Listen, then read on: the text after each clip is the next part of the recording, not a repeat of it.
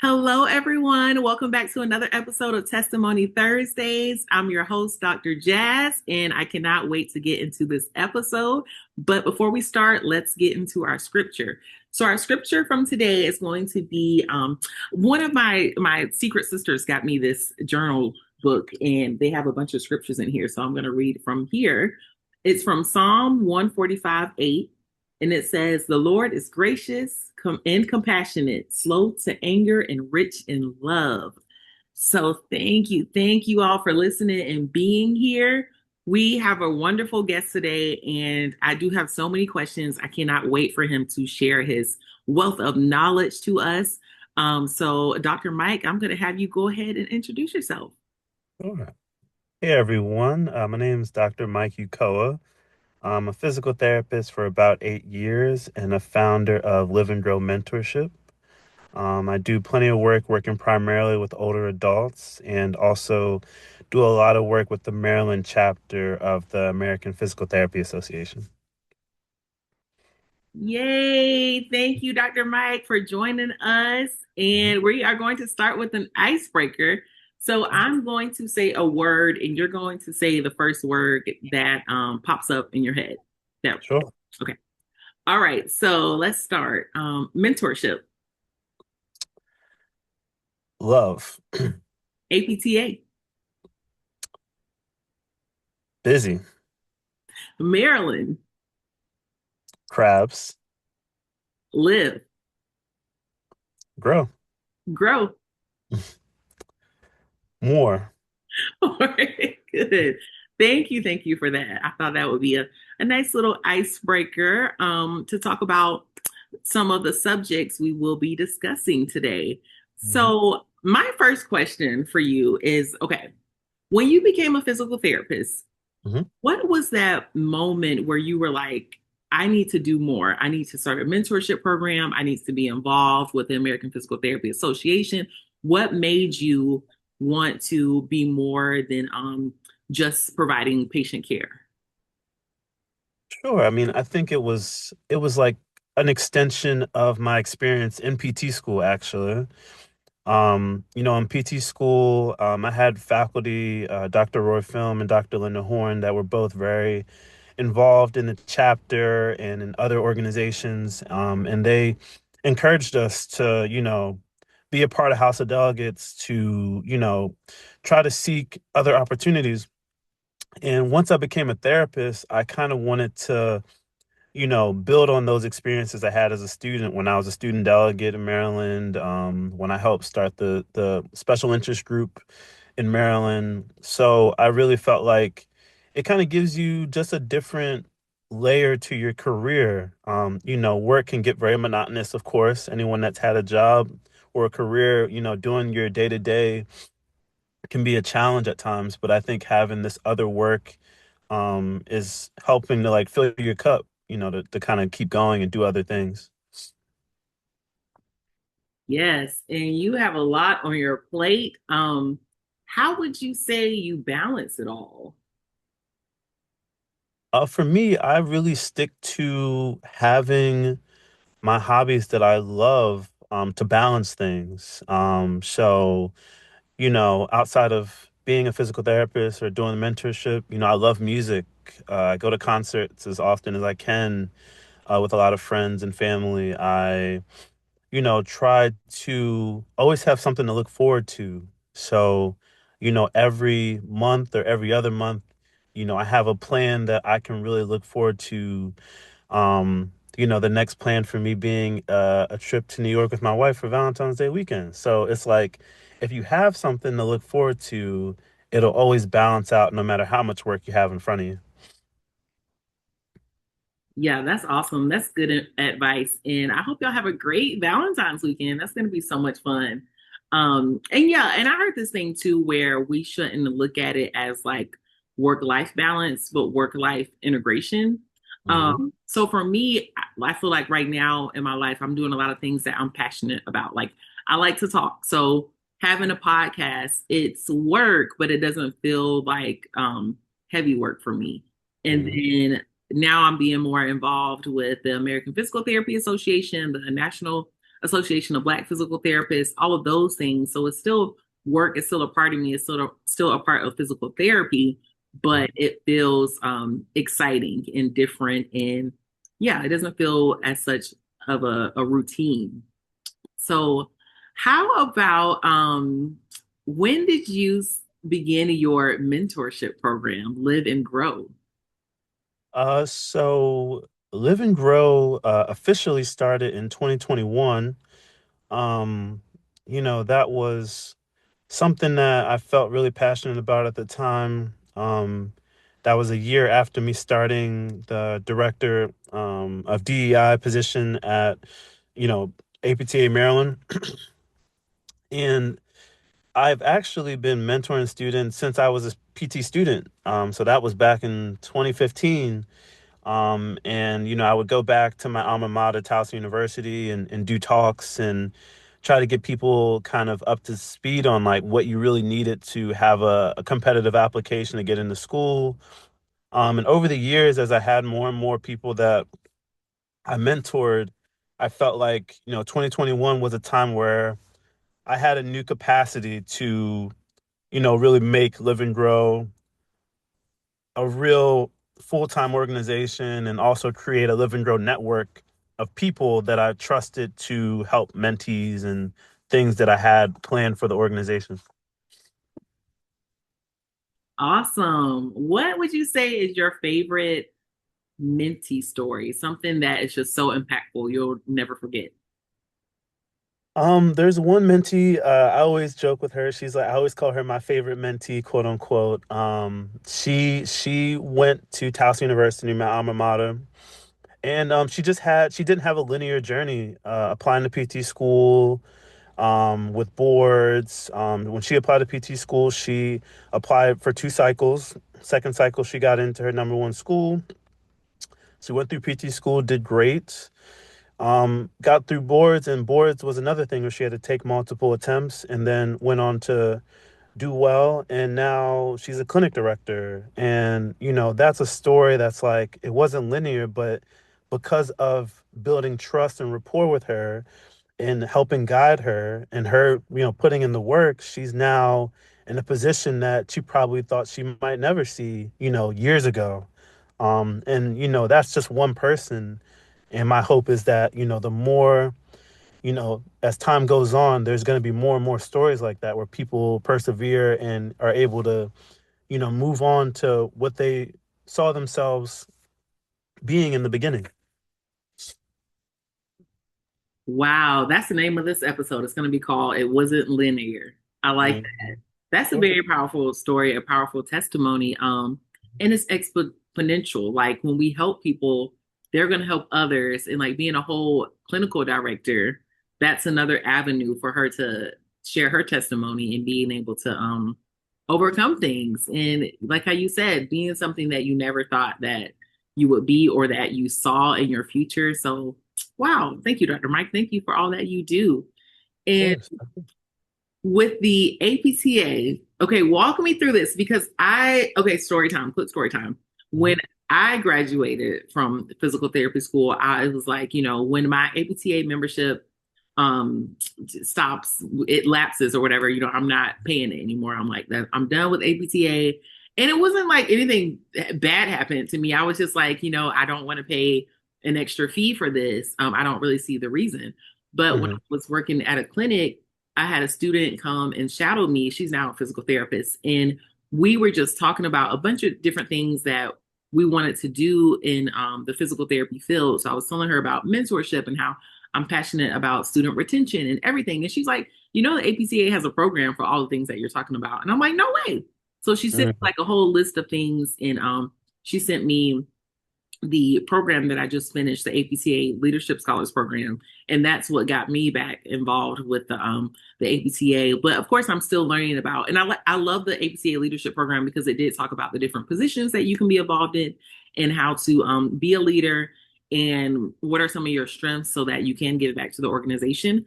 Mhm. But I would like for you to talk about your role as being a delegate. Sure, sure. I think that's one of my favorite roles. So, just to give a little backstory, I talked about being a student delegate before, but even before that, I was a volunteer as a house usher, which they are student volunteers that they pretty much help facilitate the House of Delegates in terms of messaging between delegates, the operations of the House of Delegates they help to manage. And then moving, fast forwarding to me being a delegate and now a chief delegate for APTA Maryland, pretty much my role is to lead a group of delegates that are elected by our state, and they are looking to basically vote on motions or legislative policies that are going to be setting the priority for the American Physical Therapy Association. So that's pretty much what our work is, year in and year out. We bring forward motions that can either impact, some of the advocacy efforts that we have. It can impact, different policies that we're looking to implement as an association. It can also impact futuristic plans for the association. So, one thing that always comes to mind that I use as a reference point is people mentioning the PT Compact, where you're able to have your license in multiple states, and practice in different areas. That was once a motion at House of Delegates several years ago that led to us having the PT Compact today. Thank you for that because I was going to ask you to provide an example. And yes, because the PT Compact is so important and every state should be a part of it. Hawaii is not currently a part of the PT Compact, but another story time before I was in working in South Carolina and I was there for about a year and a half, and then I wanted to start travel physical therapy. And my first travel contract was in Arizona, and I was waiting to apply to get my license, PT license in Arizona, and it was taking a while. But Mhm. right when I was doing it, this was back in March 2023. I want to say February, that's when South Carolina became a part of the PT Compact. So then I could easily get my license there and start working immediately for my travel position. So it's important, and being a part of the APTA, being a member, now I encourage people to get involved and to listen to the podcast, follow the social media, because yeah, I think a lot of people, especially physical therapists out here and physical therapy assistants, sometimes we can complain about what's going on in our profession and not realize that there are people already fighting to address our concerns and conflict and issues. So it's important. Get involved. That's going to be my little plug.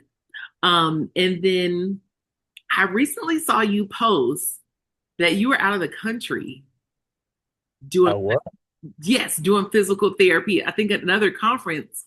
Can you tell Mhm. us about that? Where were you? What were you doing? And how can I go to the next one? Man, so I was presenting a new presentation for me at the Advanced Physical Therapy and Rehab Science Global Congress. They host this Congress twice a year in different places around the world, and they have faculty, clinicians, students, researchers. They all meet from around the world to hear about different topics to advance physiotherapy, is globally mentioned typically. And so I was doing a presentation, just centering on implicit bias and some research that I've done around implicit bias for the last 2 years. And essentially, I was in Jeddah, Saudi Arabia, was where I was doing the presentation.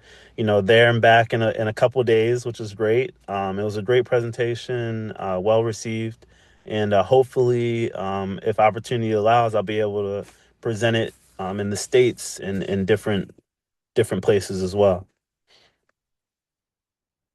What? Congrats to you. Like, wait, how do you even hear about that? I've never heard about that before. How did you get involved with that? So, I've actually this particular organizing group, I touched base with them probably about 2 years ago. And 2 years ago, they were hosting, it was the third Global Congress at that time, and it was based in Istanbul, Turkey. And I had created one of my own webinars for the first time, and I presented that virtually. So once I presented virtually to this group, they had reached back out to me to see if I would still be interested in, looking to make a new presentation and to submit any abstracts that I had of interest. And, after really crafting some abstracts for some time, they accepted it. And, I was like, well, it's not every day that you get accepted at an international conference. So, like, why not, really take the opportunity to its fullest extent and make the trip. Whoa, whoa, whoa, Dr. Mike. That is awesome. I am definitely going to look more into that. I hope they have a social media so I can follow them and stay updated. But I'm glad you got to go and talk about implicit biases. And yes, I know that that's going to plant some seeds for growth and inspire others to watch out for that in their practice. So thank you so much for that. I'm not going to take up too much of your time. I know, guys, Dr. Mike is right now, he's sitting in his car and doing this podcast. So I appreciate him. Thank you so much for this. But how we end every episode, we always talk about a test that we went through that led to a testimony, or a test that we're currently going through that's going to lead to a testimony. So if you could speak on that. Hmm. Test that we're going through. Um, let's see. Um, Give me 1 second. Let's see. I would say,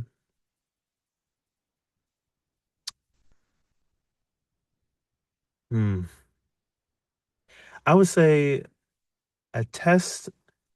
I guess one thing that I would say in terms of trying to go through a test that will turn into a testimony, one thing that you should really try to do is you should try to